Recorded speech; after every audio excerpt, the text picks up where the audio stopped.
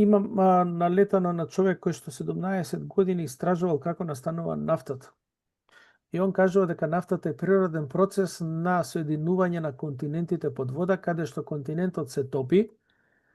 со карбонатните структури на карпите во содејство со голема температура и вода, пошто водата е водород и кислород, нели, се добиваат јаглеро-водородни соединенија, а пошто има и песок и дел од земјата, сите тоа заедно измешано и дека нафтата секогаш се создава на длабочина од околу 150 километри. Неговото тврдење дека кога ќе се буши било каде на земјата, на 150 километри сите ќе дојдеме до тие нафти каде што во шуплината на земјата се наоѓа таа нафтата.